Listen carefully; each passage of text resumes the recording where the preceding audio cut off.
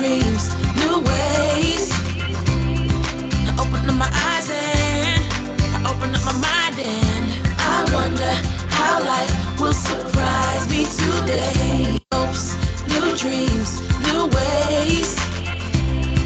I open up my heart and I'm gonna do my part and make this a positively beautiful day.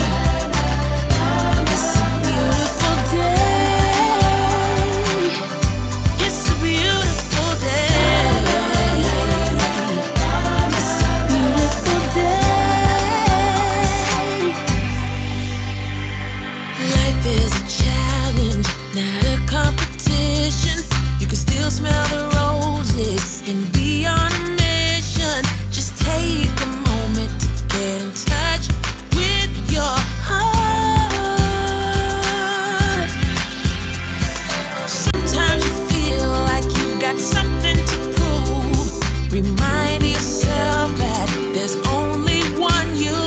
Just take a moment to give thanks for who you are.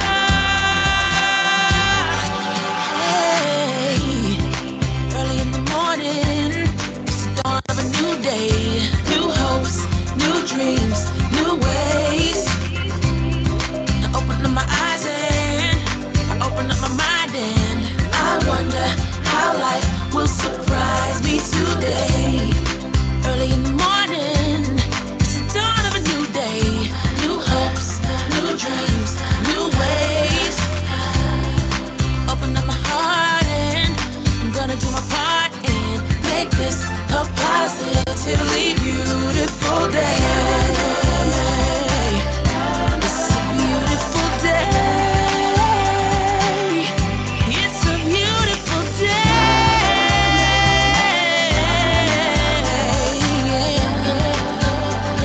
Let's make this so wonderful. Let's make this so powerful. Let's make this a beautiful day.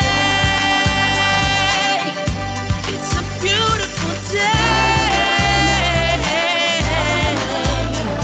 Oh. Life is a journey, not a destination. There are no mistakes, just chances we've taken. Lay down your regrets, 'cause all we have is now.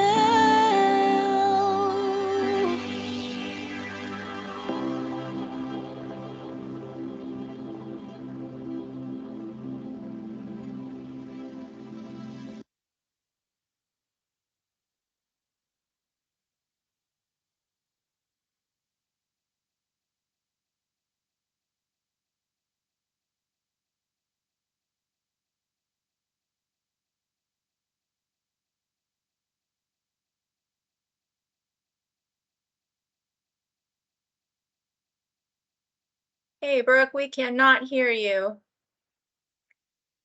Unmute.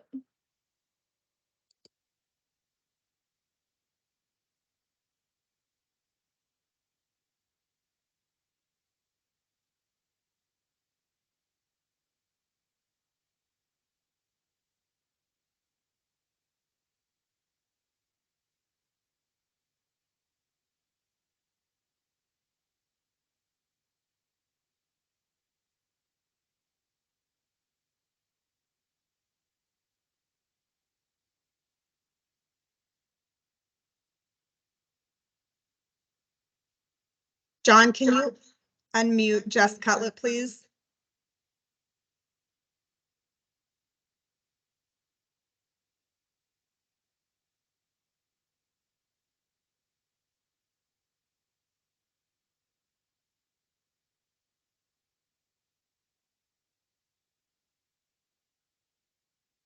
Should be unmuted, Brooke.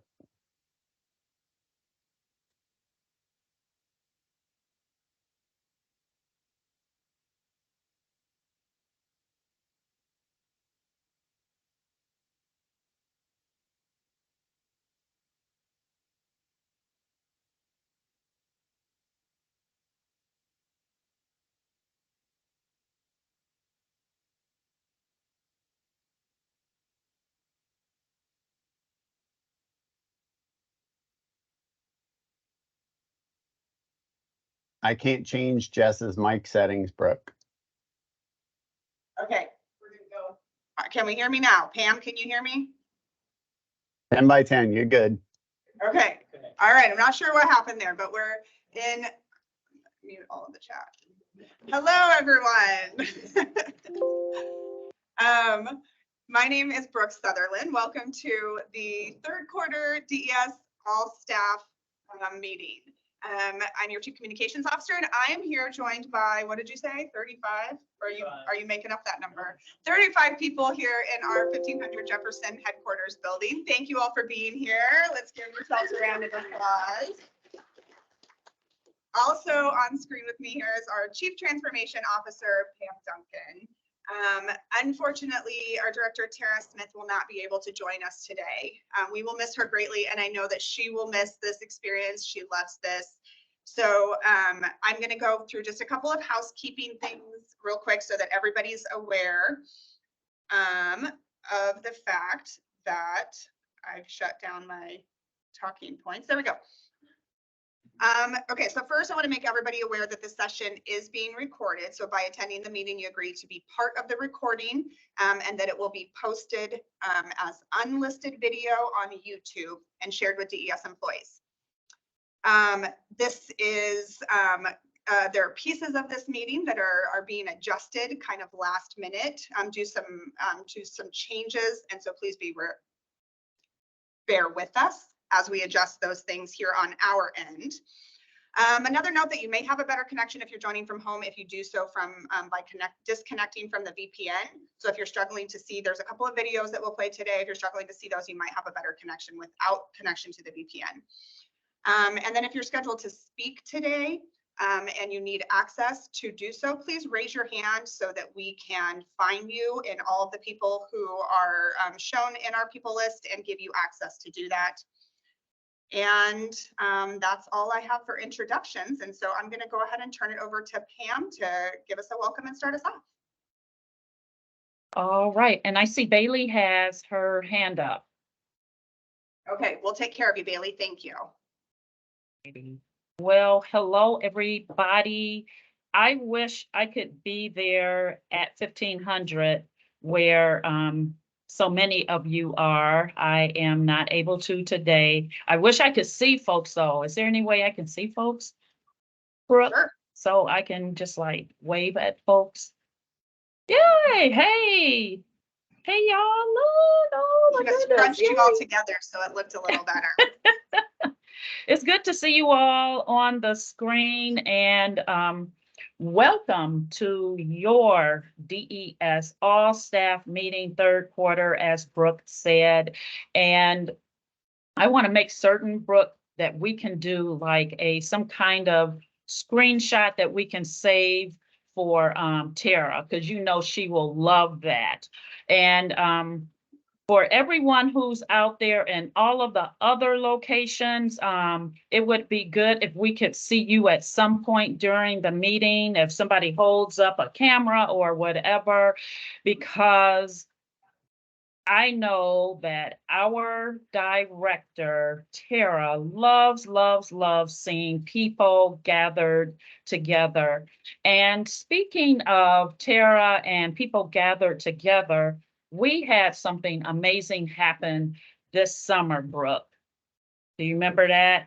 And it was like the first time that we did this, that DES did this. And I was amazed about that. I was amazed at how well everything came together. And it was the first time.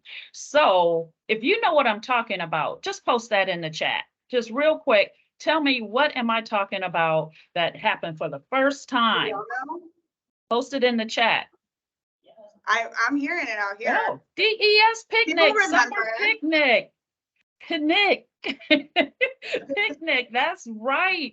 It was the first, I'm going to say annual DES summer picnic. It was our inaugural picnic, and yeah, it was fun. And I mean, oh, the music was on point. The food was good. We had the swag. We had games. We found out who is like really competitive. who are the cornhole champions and the organization. We had just so much fun. And then at the end, that huge, big photo at the end where Tara was out there in the front holding up that camera, because that is like what she loves. And it was just so great to meet so many people and just sit and chat and have fun. And everybody was huddled under the tree, mostly for the shade. I understand that we have something from that. We have a video. We have something. You. Is In it fact, time? too. It is time. Let's play that video. We've got somebody who's gonna share that Okay, with us roll right now. that beautiful bean footage.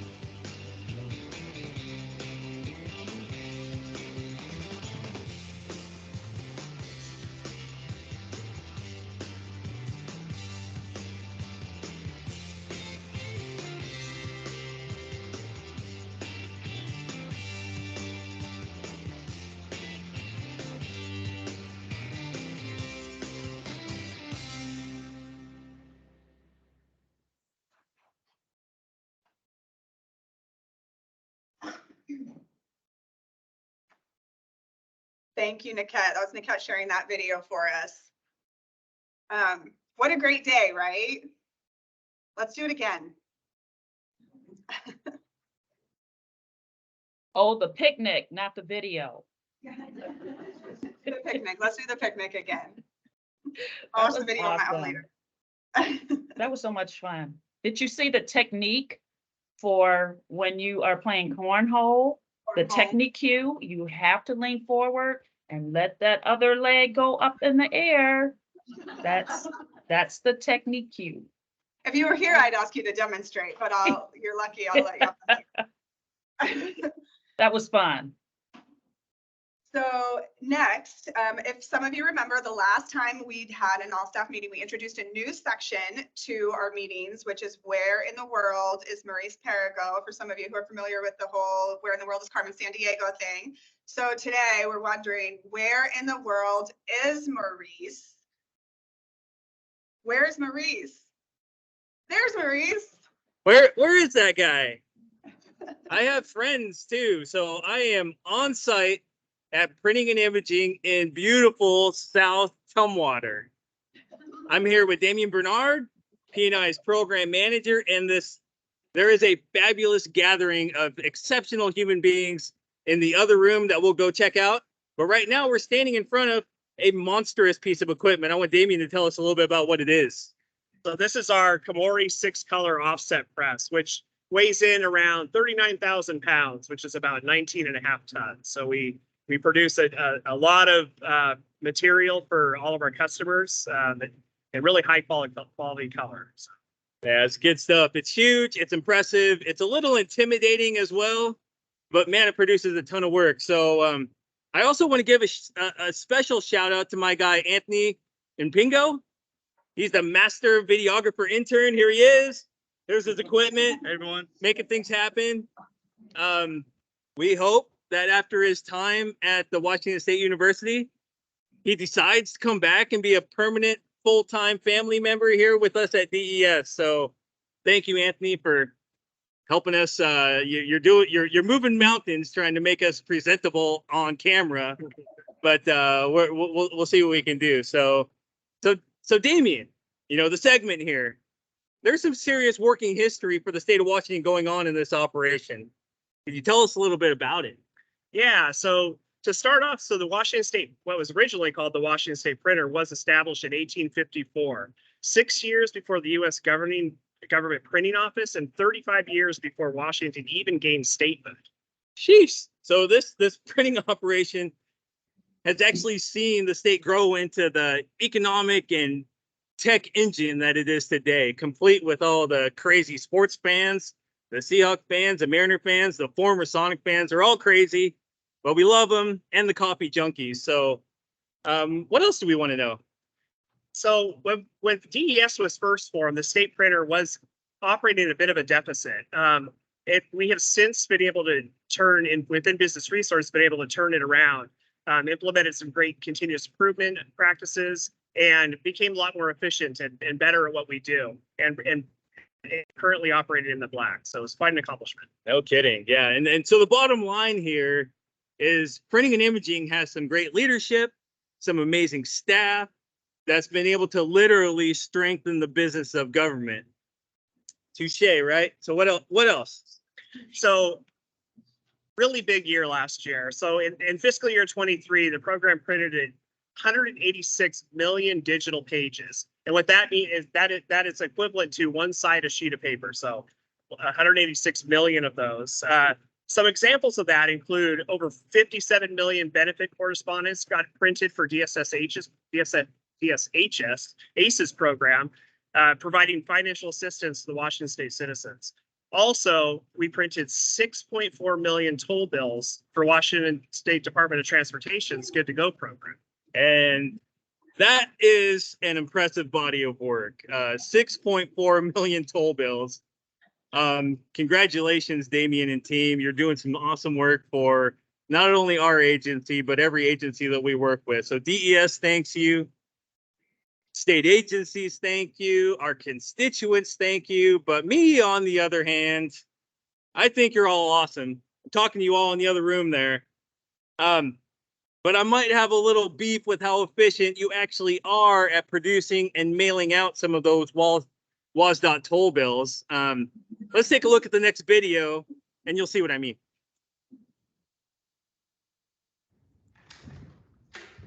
Woo! Did you see that Seahawks game? They played awesome today. And plus that Bobo kid, that dude can run, he can catch. He even laid a hit on somebody today. And plus that name, Bobo, how cool is that? Did you even make it to the game on time? You left kind of late. Oh, funny you mentioned that. Traffic was brutal, so I had to take the 520 toll bridge today. Well, you don't even have a good to go pass. Did you stop and pay? No, I was running late. The game was about to start, and I didn't want to miss kickoff.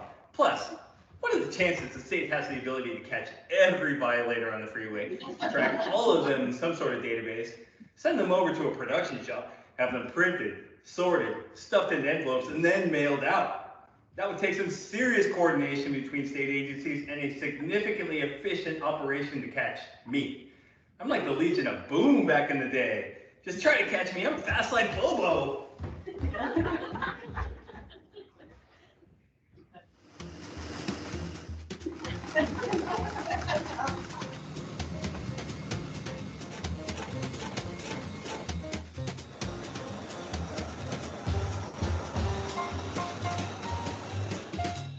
So you have to kill the mic.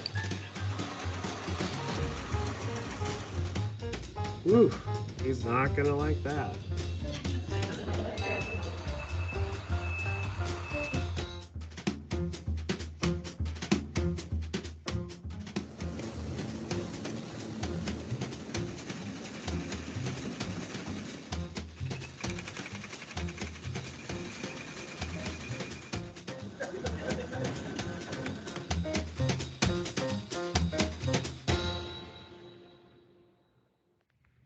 It's only been a few days since that Seahawk game, and I'm still on cloud 9. Time to check the mail.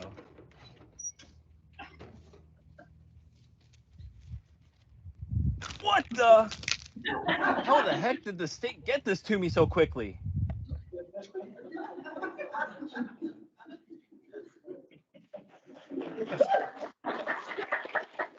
So that video is based on real life events. Close to real life events. What I was most impressed with was not the Oscar-winning performance that started and ended that video, but it was in fact the production and the operation. You know, that video vignette in the middle of the clip showing the life cycle of a toll bill was super impressive. You all run such a sophisticated program operation here that we all should be proud to consider one of our core DES functions. So thank you for your coordination, for your leadership, for how you treat each other, and for helping us fulfill our mission to strengthen the business of government. And here are these exceptional humans in Business Resources Division. Thank you. All right, over to you, Pam. I don't know. I don't know if I can follow that act. Oh my God. I'm like, that had me in tears. Woo! Hey, thank you, P&I, for getting those tickets out and making sure that Maurice got his comeuppance. That was so much fun. Oh my goodness. I can't wait to see where Maurice will be the next time we have our all-staff meeting. So we are going to transition to talking, wait, is it about One DES? Or no, it's the mentorship program, right? We've got a couple of announcements first, and so I'm going to ask Bailey Adams to come on screen and talk about the mentorship program. Bailey, are you able to come on camera?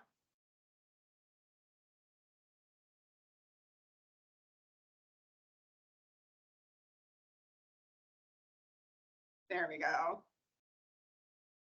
Aha, there we go. Now I got access to my camera and my microphone. Hello, everyone. Hi, Bailey. Thank you for joining us. Of course, I'm so happy to be here. Thank you so much for the warm introduction. I'm sure many of you have heard me talk about this already because it is such a passion of mine. But I'm excited to say that we have our mentorship program opening up for applications on September 5th. We are looking for mentors and mentees, so you can apply for either one.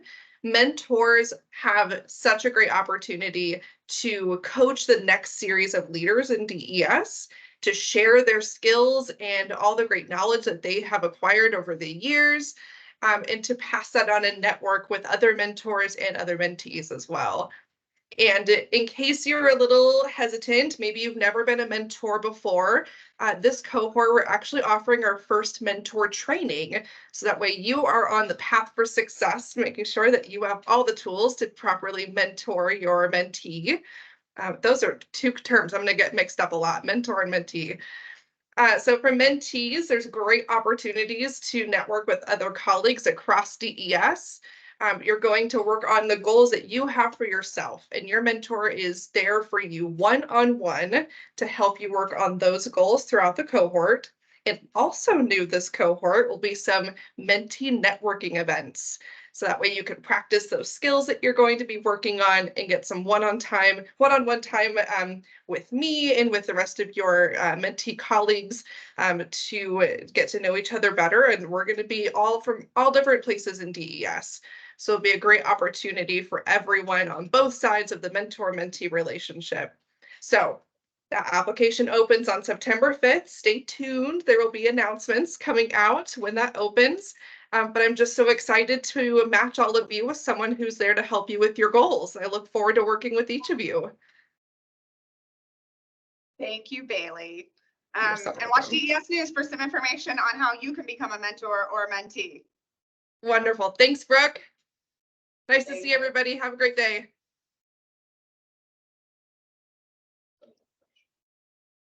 A question here? Oh, that was Bailey, I think. It just popped up. I can't see it. I wish it would show me that at the top, but I don't see anybody with their hand up. Okay, if you have questions, you can feel free to put them in the chat and mention Bailey in them, and she will be happy to answer those questions. I'm certain of it. All right, so the next announcement that we wanted to talk about is our website phase 2 update. And so I'm going to give you a little bit of information about that. First of all, Pam, who you see on screen with me, is our executive sponsor for this project. And so we're delighted to have her support through this. It's kind of a big deal. It's a 3-year project. We kicked it off last month. So already lots happening on that front. This phase is phase 2. We've already done some work to des.wa.gov. This one is actually a more full and robust entire web redesign, as we've got 3 different parts of this. We've got Visit Capitol Campus, which will have a new website, and that'll be launching in spring of 2024. EAP, the Employee Assistance Program, will also have its own website with a full design, and that will be launching in fall of 2024. And then des.wa.gov, we have a team that will be working with some contractors and lots of moving parts to address some major business lines, improve content and the navigation for the site. And we're doing this in a sprint approach, so several different sections of it. We will revise and launch, revise and launch, revise and launch, and so on. And that'll be taking place between 2024 and 2026. So lots of work about to go into that. Like phase 1, we're concentrating on user-centered design method for this, and that's what's driving this project. It's a really important part of what has made phase 1 so successful and what will make phase 2 successful. So this will mean that the website will reflect our user and our customer needs. And then I wanted to share a couple of stats with you. So we're actually on track after phase 1 to cross over more than 1 million website views this year, which is more than any other year in the history of tracking our website traffic. So am I hearing applause there? Because thanks for Carrie. And we're on a very defined upward trend of traffic growth this year. We expect to see more and more of that. And we're using tools in the background to measure and optimize the website engagement in entirely a new way for DES. And that's given us a lot of really helpful information to continue that improvement and growth. We're building new content in partnership with program managers, some of you, and based on your own strategic goals as well.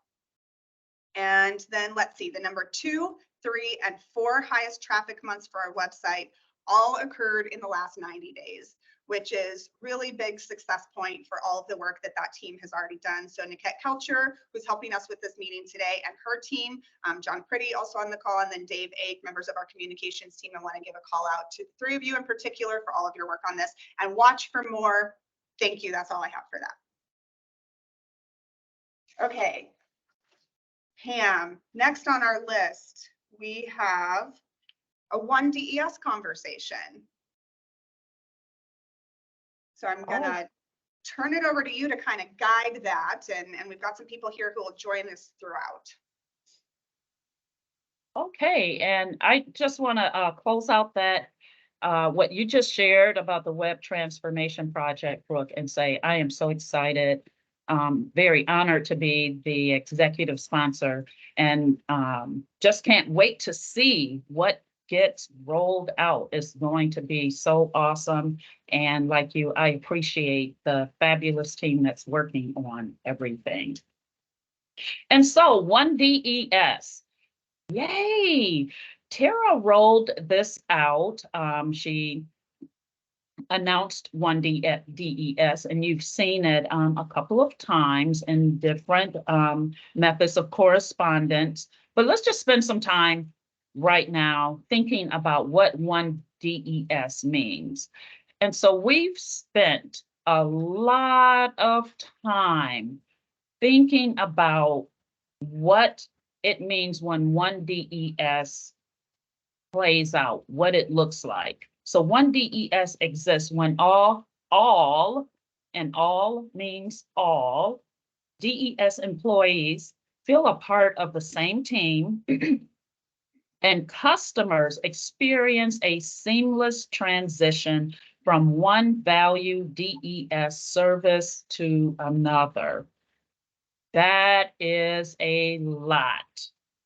And that is really guiding everything that we are doing and that we will be doing. One DES. So Tara was also very intentional in presenting our organizational chart in a way that represents One DES, and that it's in a circular format because it's important to acknowledge that all of our work has a central overlapping focus to support our mission. And we're best prepared to do that when we are all working collaboratively in a continuous circle of services. So this was rolled out end of May, beginning of June, and Maurice is going to spend some time talking a little bit more about the organizational structure. All right. Yeah, thanks, Pam. So I'm going to be talking about the leadership groups. Yeah, we got the vision there, or the visual. So yeah, as Pam mentioned, ever since Tara came to DS, she's been thinking about how best to support this agency and provide guidance and leadership in a way that's efficient, effective, and equitable. The alliteration there was non-intentional, but it does make it a little catchy. So and how this translates into creating these new layers of leadership is that it gives us an opportunity to be intentional with our meetings and our time together. We can develop an engagement strategy that's more thoughtful and strategic and based on input from all levels of leadership to ensure we're continually asking the question of, why do we exist? And what are we supposed to be doing? It's our way of holding ourselves accountable to fulfill the purpose of our jobs. So on the executive cabinet, there's 3 of us there, which is made up of our director, Tara Smith, her 2 deputies, Chief Transformation Officer Pam Duncan, Chief Operating Officer, that's myself.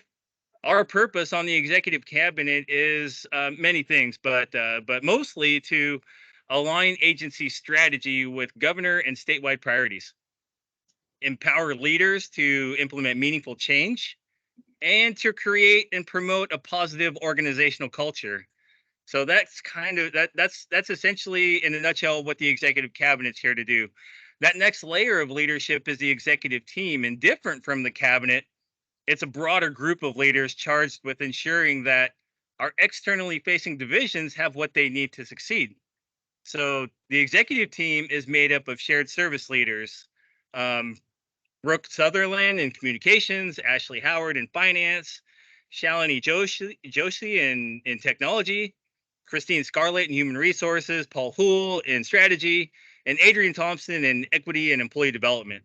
So the executive team is charged with oversight of the functionality, efficiency, and success of the agency as a whole, ensure practice is lined up with our policies, and ultimately make final decisions for enterprise-wide initiatives and other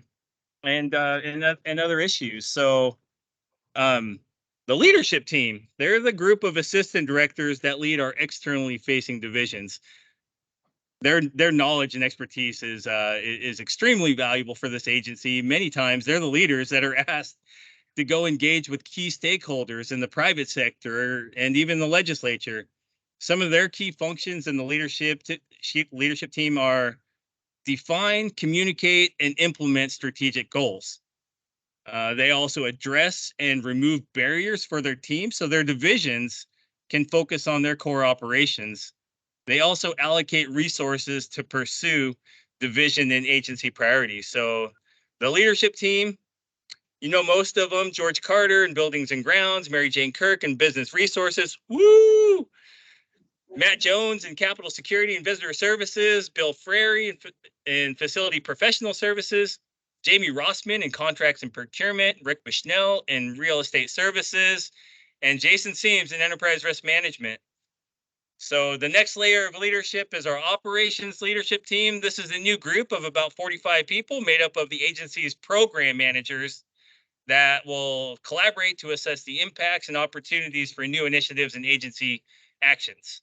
So you've all heard the saying that the only constant in life is change. Well, the OLT will evaluate and discuss the impacts of any changes for the agency and make sure that we don't implement something that will have, negative effects or challenging effects on our regular operations. So they also make sure that things discussed at OLT is shared back to the divisions for awareness and getting additional input. So, and then the last team, our extended leadership team, is about 150 people of the agency supervisors, effectively charged with leading our most valuable asset, our people.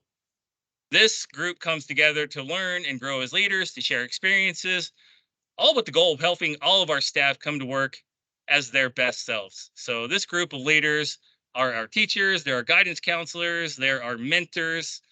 We want them to lead our people in a way that's consistent and positive and encouraging so that customers get to receive that same positive experience from all of us. So that's our leadership team structure. And back to you, Pam.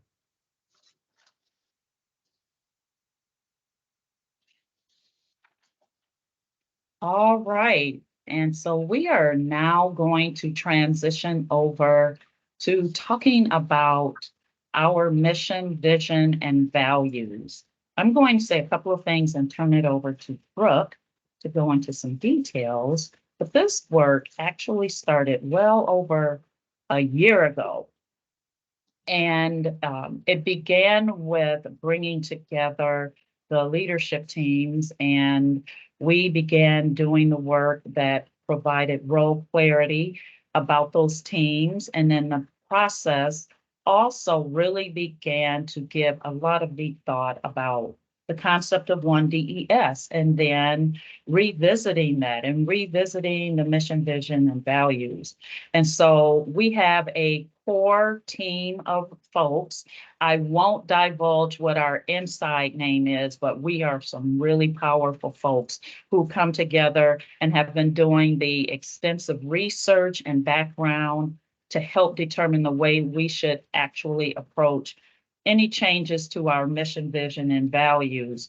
And this work has gone to the executive cabinet and then to back to the core team, and then to the executive team, and then back to the core team, and back to each of those groups an additional time, and just to ensure that we are doing a complete and proper vetting. So I will turn it over now to Brooke to talk about what does it mean to have a mission, a vision, and values. Thank you, Pam. And I'm actually in the same room with other members of that core team that you mentioned. And so I'm going to ask for them to either come up to the screen, and maybe that's something that, is it easy to turn the camera around?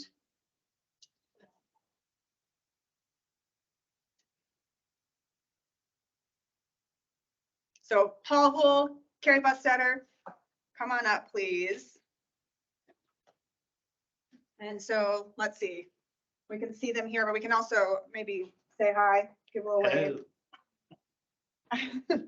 It's Power Rangers, Bobo. I thought it was ostriches. Oh wait, we're talking about something different. Okay, right, mixed topics. Okay. All right, so the things that we're going to share with you here today are kind of the research that went into this, all of the extensive research and the work that that this group did, took it back to all of those other steps and elements that Pam just outlined.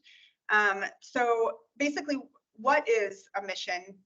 What is a vision statement, and what are values? So a mission is a concise explanation of an organization's reason for existence. What is our purpose? Why do we exist? Why are we all even here to begin with? And so our mission statement should answer that question. A vision statement speaks to the goals and the ideals for the future. It's an aspirational versus descriptive statement. It tells us where we're headed. If we were to solve all of the problems that we are here to address, what would the world look like? And the vision of an organization might change over time as it adapts to the environment and the external factors. And so that's something that usually can have somewhere between a 5 to 10 year, I won't call it a shelf life, but cyclical experience there. So, and then values. Values are a set of core beliefs that drive an organization forward. So our values matter to the success of our organization because they should serve as guiding qualities for how we work toward our vision and ultimately fulfill our mission. So all of this together can guide our decision making and help us stay focused to meet long-term goals. And Paul's going to talk to us just a minute about goals and what our next phases are. But like I mentioned, people in this core team did a lot of extensive research on mission, vision, values, how that comes into play with DES, and how all of our work kind of rises up into them, how they guide us, how they drive us, and how they can influence our culture. So our mission and vision value needs to be specific to the organization, but broad enough that everyone within the organization can identify them in their work and in their own purpose within your programs.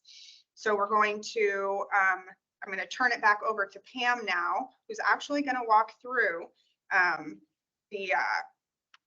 new mission, vision, values.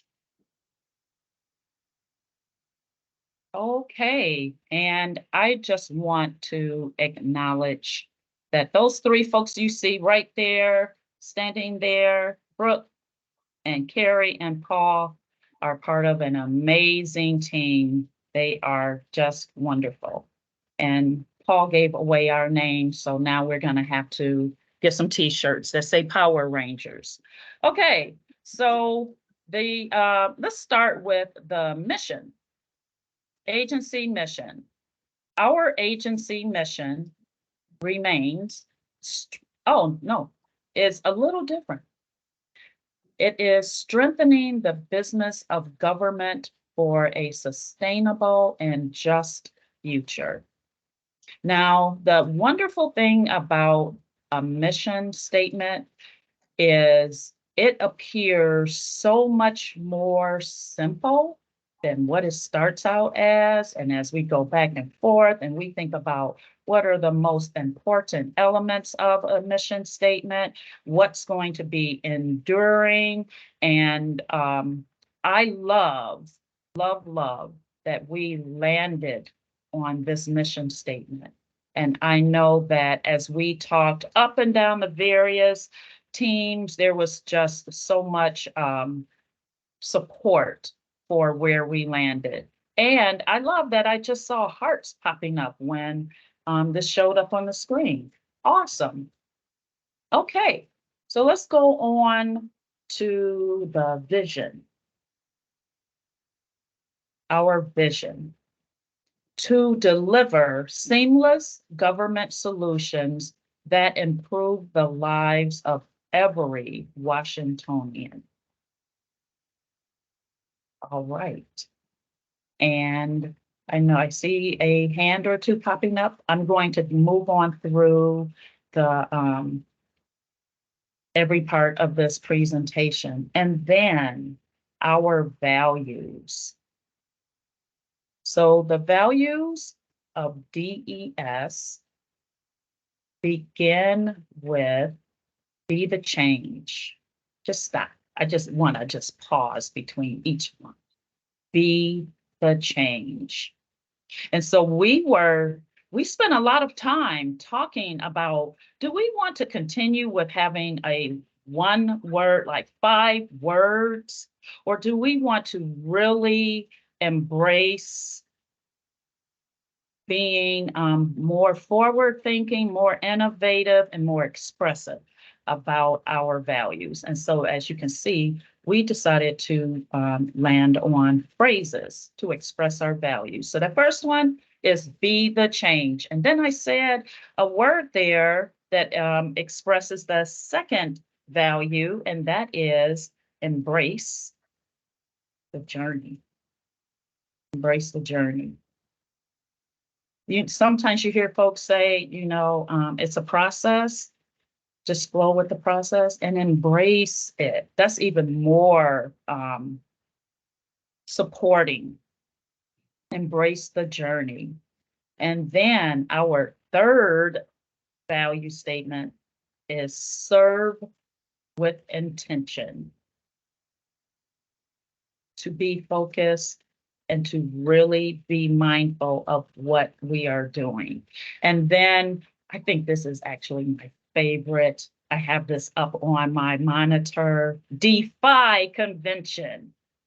Oh, look at that. I'm seeing hands clapping and hearts. Yes, defy convention.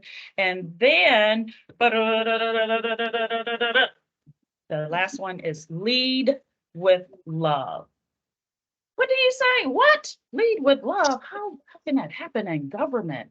Oh, I love the hearts that are popping up. But we can love our team. We can love our work.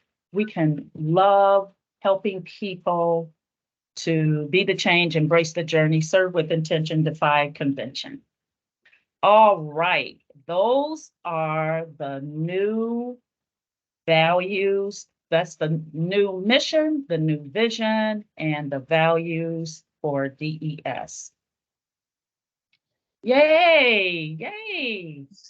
That was, oh, I wish, what's so amazing and that you all don't know about was when we were working on these, when we were just like brainstorming in the room, oh my goodness, the energy in the room was so high, so amazing.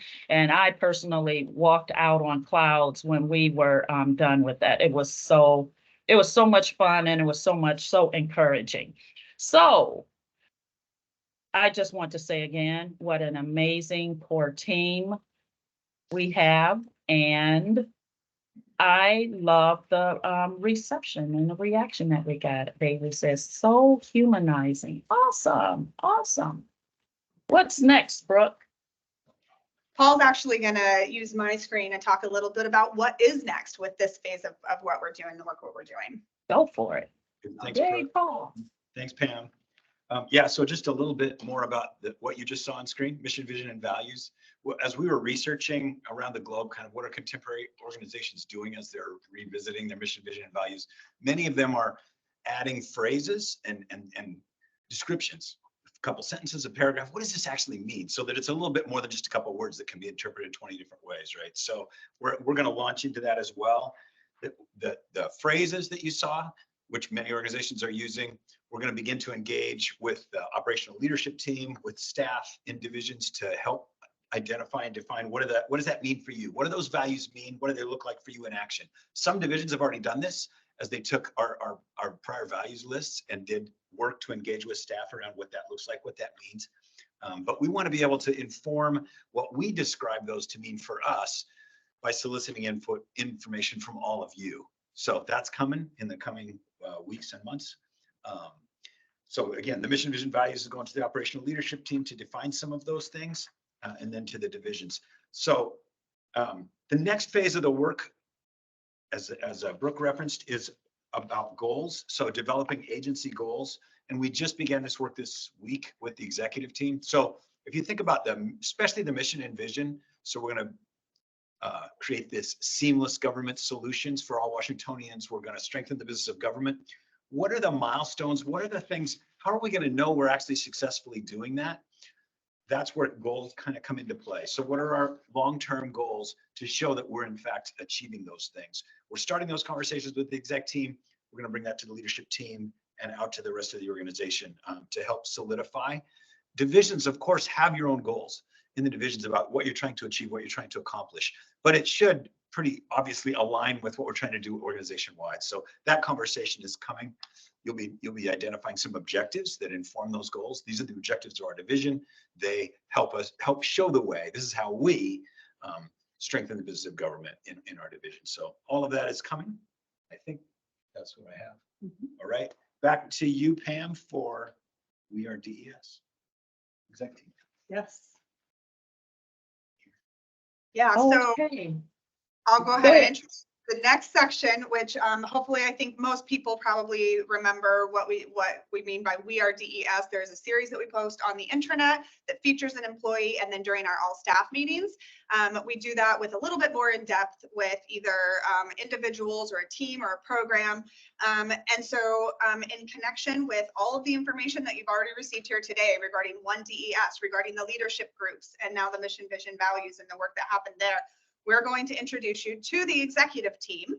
And so I know that I see at least a couple people in the room, Paul being one. I see Ashley in the back. And then there should be a couple of other people who should be able to log in. And if you are not able to turn on your camera on the executive team, please raise your hand so we can find you and give you access to do that.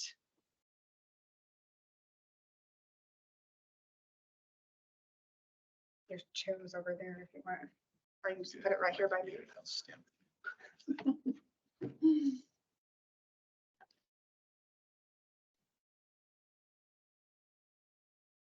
Okay, let's see. Ashley's on. Shalini, I don't see yet.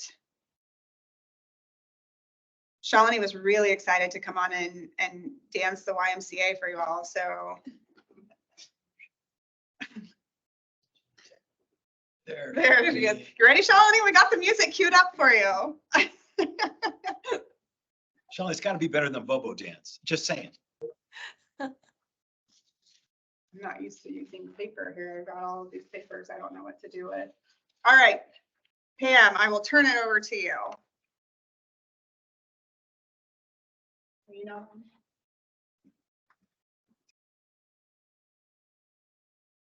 Before we do this, I just want to say there's one more thing about the values that I neglected to say.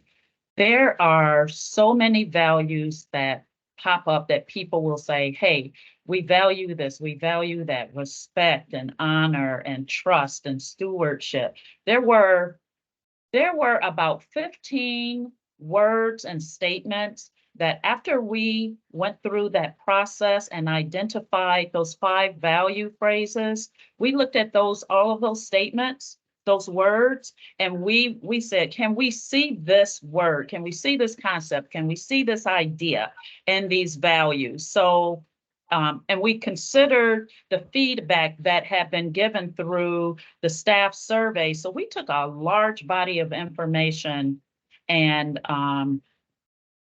crosswalked it with the values that you see. So I just wanted to say that as well. Okay, so now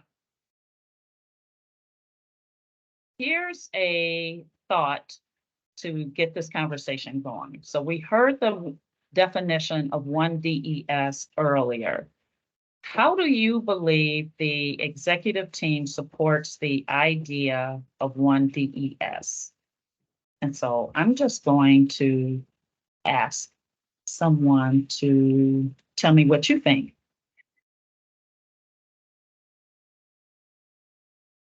Or Brooke will select somebody. I was waiting for Maurice to unmute because he just went over some of this in his description of our leadership team. So dive on in. I'd be more than happy to. I know Shalini, I mean, Shalini and Christine are probably chomping at the bit to get an answer in. So, but I'd be happy to go first. So the executive team in my mind, you know, and the divisions that we represent are all charged with ensuring that other divisions have the tools and the guidance that they need to succeed. We are the support services that every division needs as baseline services. And our role in supporting the idea of one DES is to make sure that each externally facing division experiences a seamless transition from one support service to another. So that's really how I make that connection, and how we're living our values in promoting one DES from the executive team. So, that's a really good way of looking at it. I'm wondering who else is thinking about the executive team and how the executive team supports the idea, the concept of one DES. And Christine, you just have an expression on your face like you want to say something. I love you, Christine. Well, I'm a very lovable person. I actually don't. I think Maurice covered it really well. I was not anticipating being called on. Reminds me of prep school quite a bit. But see, Adrian's face is like, don't be looking at me. But I'm just proud to be a part of this team, is what I'm saying. I think we are in a very good position to drive a lot of what that mission, that vision and those values, and the values really resonate with me. And I think we sit in an important position in the agency to be the executors of that and to ensure that that we live up to the words that we just saw 3 slides ago. Christine, I knew you had it in you. Look at that. That was articulated so beautifully. Awesome. So maybe let's talk about a couple of things that have come out of the executive team lately. What are some things that have come from the executive team that really demonstrate one DES?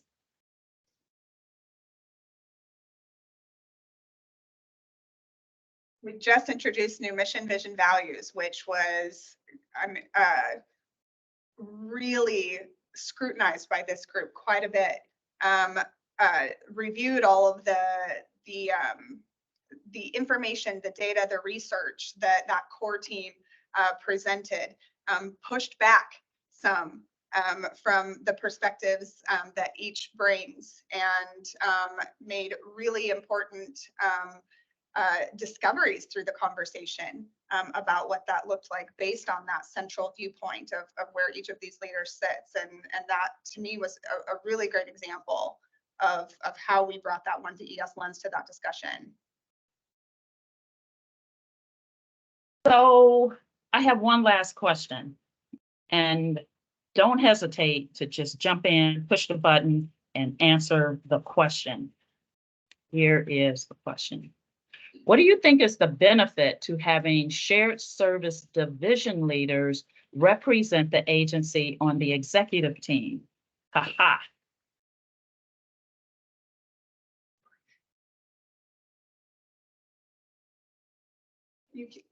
You should be. I got it. You got it? No, Wait, go ahead, Adrian. We got to go into church now. Here it comes. Here it comes. See, I was trying. Calling me. See, really, I think it kind of decenters the traditional focus, right? And what we try to do in this one DES model is to truly be one DES, right? Not to be forward being led by the things that are forward facing or things that we think are more important, or what the community or the public says, I know you for this one thing. Make sure that all the voices are heard, right? Make sure that we're looking at not just the things that we are often thought of, but of the in between services, the in between, the connection points to which I think make us most of us, right? I think, I mean, maybe a couple of folks are doing the things that are just got that huge spotlight on you, but the rest of us are all just kind of doing the same work, same hard work, same committed work to make us all kind of shine. So nobody shines in a vacuum. And so I think by having us in that space allows us to really give credit where credit is also due, because it's due everywhere, but also due to the folks that sometimes traditionally just get relegated to the side or the sidelines. So just recentering the folks who are just as important as everybody else. I love that. I love the concept of recentering. Ha. Hold on to that, Brooke, because we're gonna do something with that word and that concept. Ashley. See, I think I'm gonna echo. Yeah, you should be able to just mute and be heard in the room. That's great. Recommend trying to be on camera from your lap in a room. It's really awesome for the triple chin. Yeah, I'm dealing with here. Yeah, here we go. So I'm gonna turn this camera off. So sorry about that. I think what really we're uniquely positioned as shared service providers because we support the entire agency and all of the different divisions. So we have a unique lens into all of the operations, and we can bring that connection together to see kind of those global overarching items for the agency and see where the connections are made and see that bigger picture. So that's what I think is really valuable about having shared services divisions in the executive team.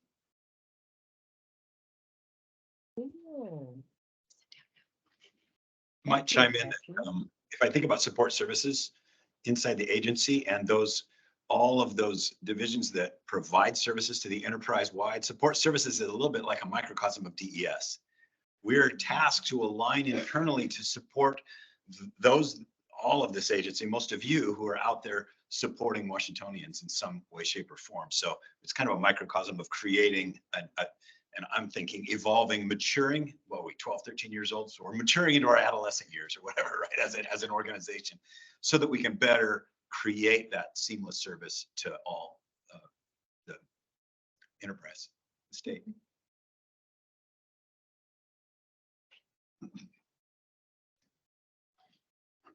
What else? What other thoughts do you all have?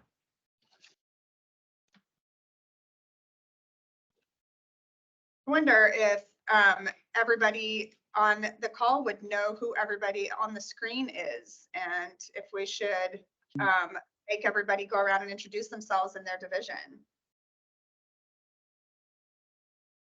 Ashley, you should be able to be heard, so just project.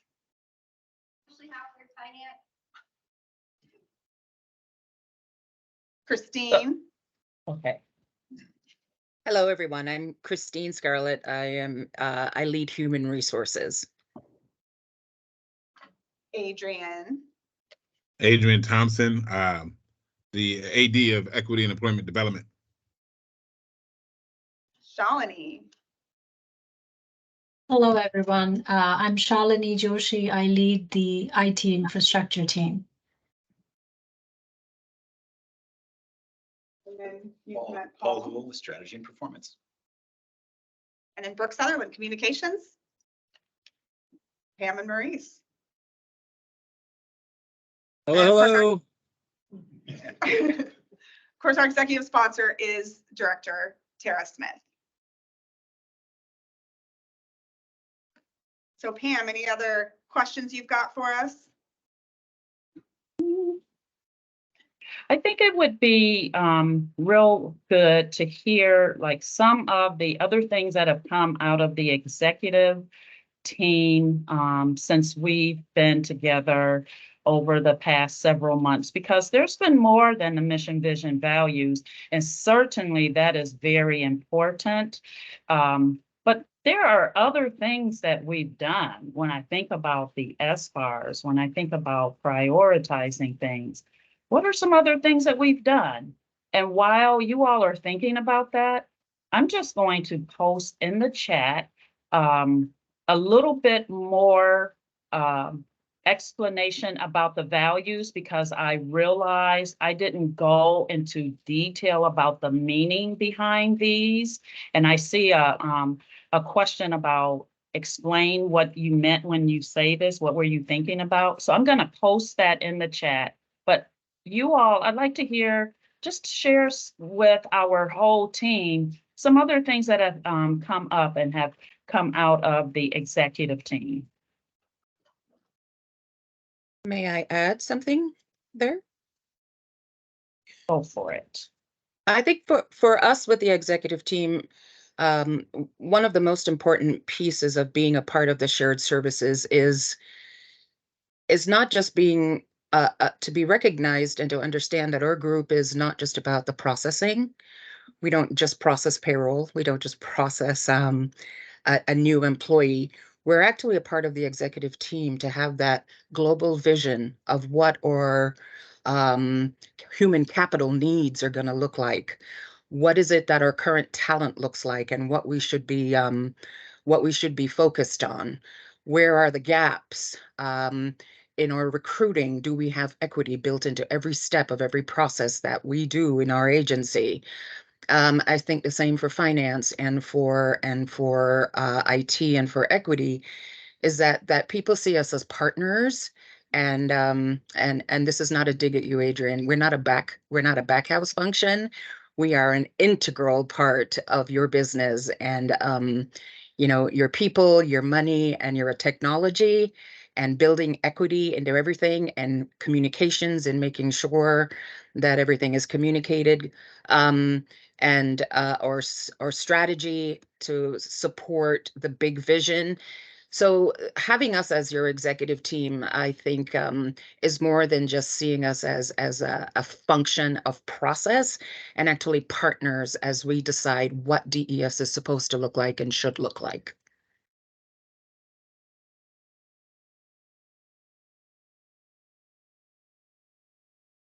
For someone who wasn't prepared to say anything, you have been really dropping some profound words of wisdom. So thank you, Christine. Okay, Maurice.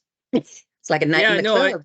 I just wanted to piggyback on Paul's comment. I mean, the executive team is essentially a microcosm of DES. You know, DES, our mission is to strengthen the business of government. And by doing so, we help DOT, keep Washington safe or keep Washington moving.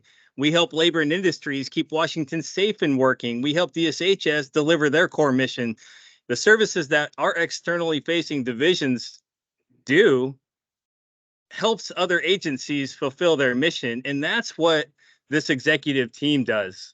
That's our responsibility. That's what we should be held accountable for. We should be helping the externally facing divisions do their thing, shine for this agency, because as you can tell in this room, in this building, the work that's produced in here is pretty exceptional.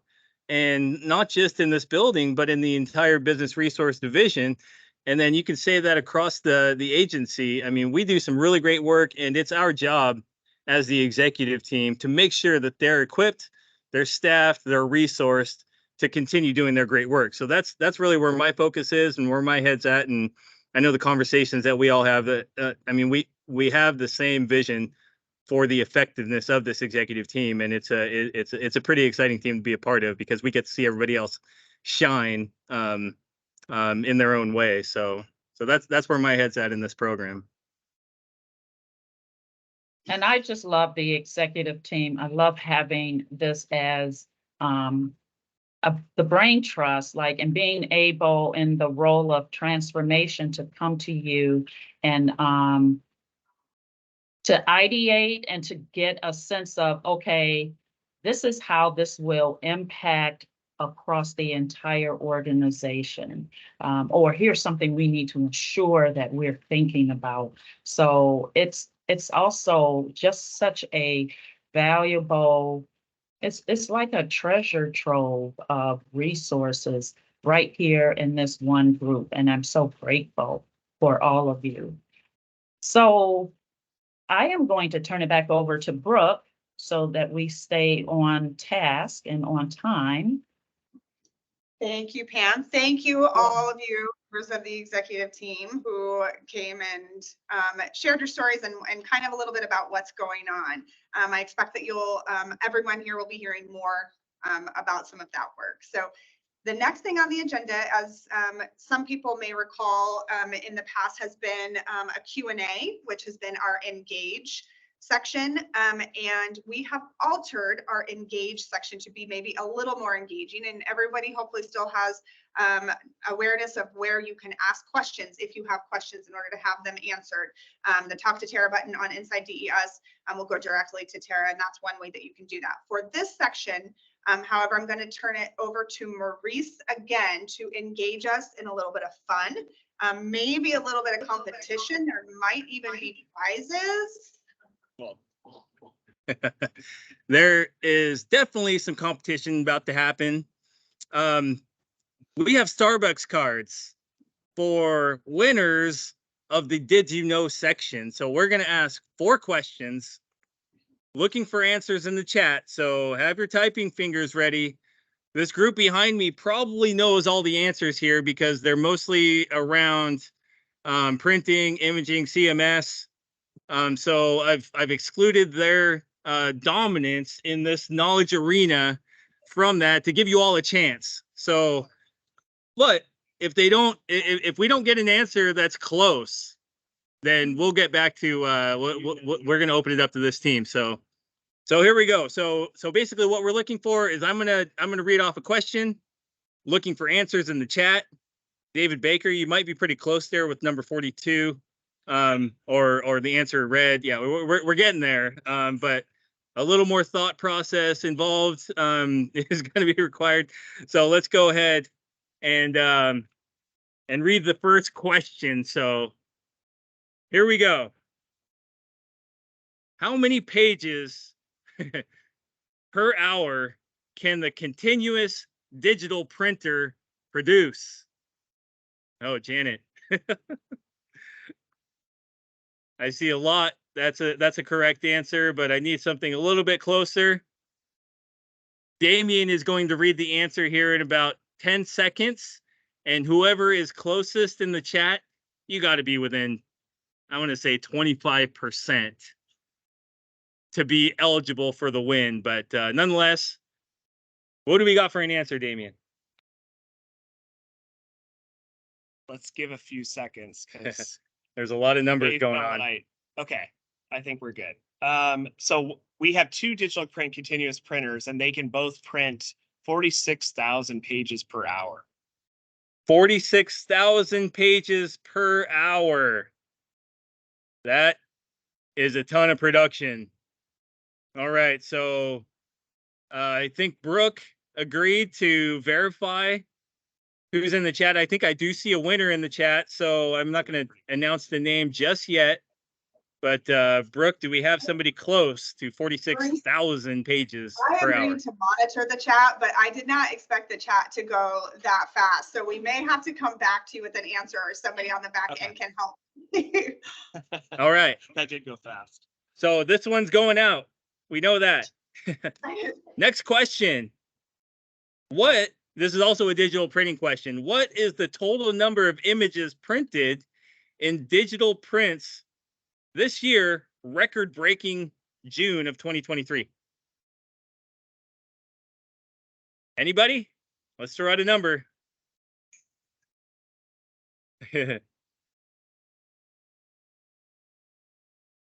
Luke, I like your answer. I'm a big fan of Austin Powers' evil twin. I see some close numbers. I mean, for shooting in the dark here, I think we're getting pretty close. I think we got one. Yeah.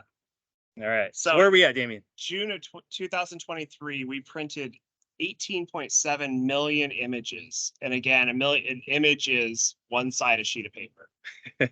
18.7 million images. All right. So our next question is about consolidated mail services. So CMS, making an appearance today. What is the average number of mail pieces that CMS sends out monthly? Mailers that get sent out monthly.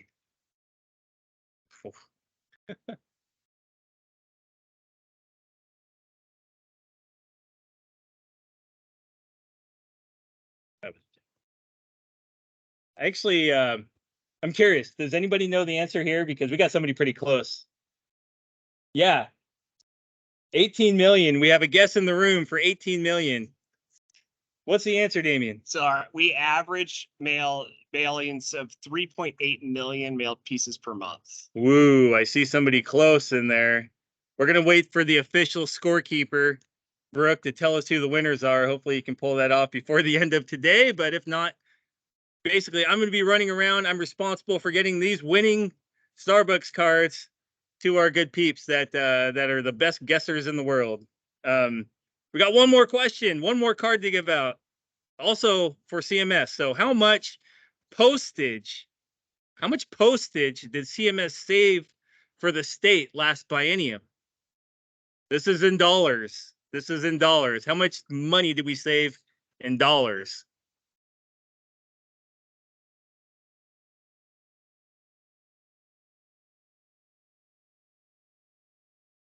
Okay, because we're not in CMS right now, we're essentially in their away court. It's Printing and Imaging's home court here. So we're going to go ahead and go back to the room to see who do we have. Do we have a vote or a guess?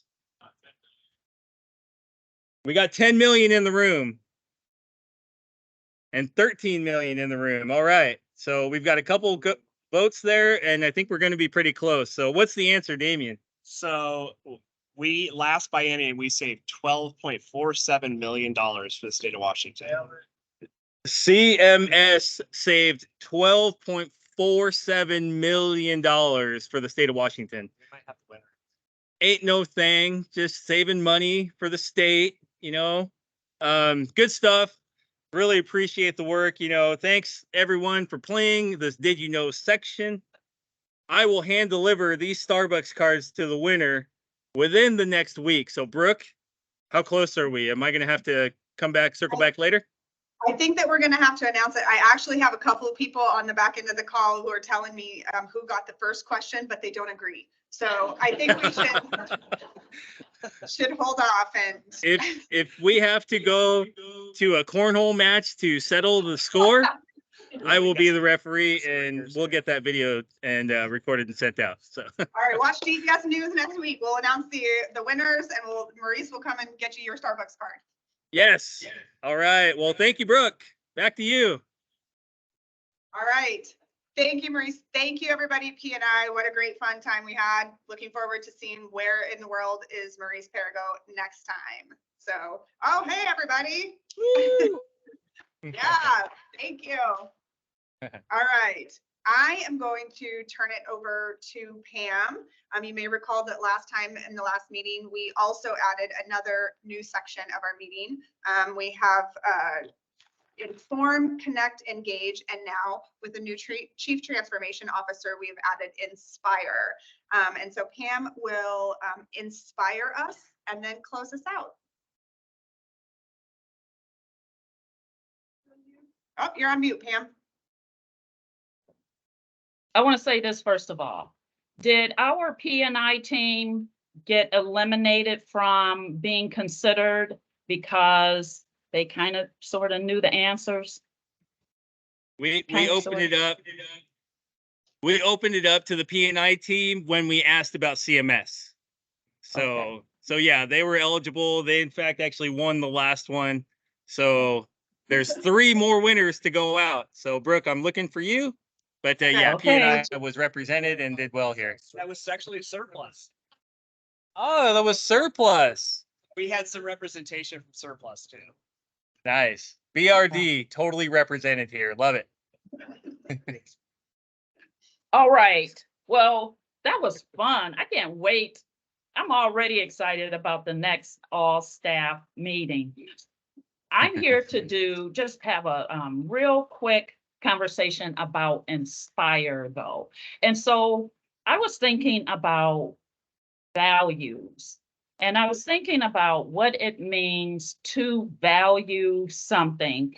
You saw that I posted in the chat a little bit of the thinking expansion, if you will, for each of those values. We're going to come back and talk about those some more in our subsequent all staff meetings.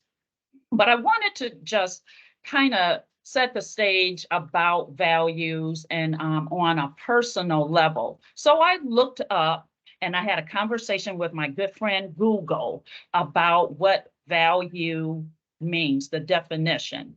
And there's two that really jumped out at me. One is the regard that something is held to deserve.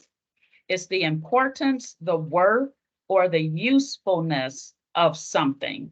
For example, your support is of great value. So that's one way to think about value. And then there is another way that really deeply resonates with me. And it is a person's principles or standards of behavior, one's judgment of what is important in life. That, like, everyone has something that is of value to them, something that is important, that you really hold as dear, that is, it really kind of guides your standard of behavior. So I wanted to share about values, and just as I talk about this, for you also, everyone, to think about what a situation would look like for you. So I'm going to talk about values in terms of a time when I acted on my value because of something I saw, and then a time that I didn't and I wish I had. So for a time when I acted on my value, and I had to think so much about if I wanted to share this. And I am going to share it. It actually took me a long time to even get to a point where I would share this with people. I am an organ donor, not an organ recipient, but an organ donor. I donated a kidney in 2017, and I share this with you for no other reason than to really drive home the importance of value. So the value for me in this particular situation, and I was not asked to be a donor, but I saw a situation with a family, with the dad being in dire need of a kidney. He had received a kidney before, and the kidney had pretty much reached its shelf life. And that family had two young children, and the parents were really doting parents. They just did everything with those children. And the children were pre-teens. And one time I saw the dad, and I just realized when I saw him that this man is dying, and his children are going to be without a dad. And one of the things that really struck me, and this is where I get to my value, is that I really place such a high value on children being able to grow up with both of their parents, especially when it's a healthy environment. And I just envision those children not having their dad. And I had not gone into this situation ever knowing anything about being an organ donor. I checked around with some folks, and I was like, why? Like, what can you do when somebody's on dialysis and this is their situation? And I found out you can be an organ donor, and I just felt like that was the something that I was supposed to do. I'm not saying that anybody else, I'm not making any kind of judgment or anything. I'm just saying that that was something that I felt really compelled to do because of my values. And so I went through the entire process. And now on the other side, 6 years later, that person, the Oregon recipient, is healthy. And we actually became very close, the family and I, because of that. But the value that I'm expressing is seeing something and knowing or having a sense that you could do something about it and acting on it. And I at all making that decision. So that was a time when I acted on a value, when I saw something and wondered if there was something I could do about it. So I would ask you to just think about a time when you acted on a value. And you don't have to share it in the chat or anything, but just to think about when there's something that's so important to you and you acted on it. The other time, the other thing that came to my mind that I thought about acting on values was, to me, it was actually even more difficult. I was faced with a situation where I was really in a very lucrative position, and I was challenged to show up in a way that would have been really compromising to my values. And I really also value my independence. I value my sanity. I value being able to express myself and be and also to be valued for my thinking. And that wasn't the situation. And so I made a decision to leave. And it was a very hard decision. And at the same time, it really wasn't hard, because what I thought about was, how can I live with myself if I feel like I'm compromising my values? And so values can really propel you forward in a way that you hadn't expected. It can also be values can be your check for, do I go forward? Do I step back? Do I go to the left or the right? Sort of, kind of like your conscience, but in a different way. So that's, and those are two examples of acting on my values in a situation. And then the other question that I have for you is, what about a time when you didn't act on your values? What about when you knew something felt counter to your values, but you didn't do anything? And I don't have a specific example. I have a multiplicity. And that is when, those are the times like when I've seen something happen that I knew didn't feel right. It felt like an injustice, and I didn't say anything, or I didn't do anything.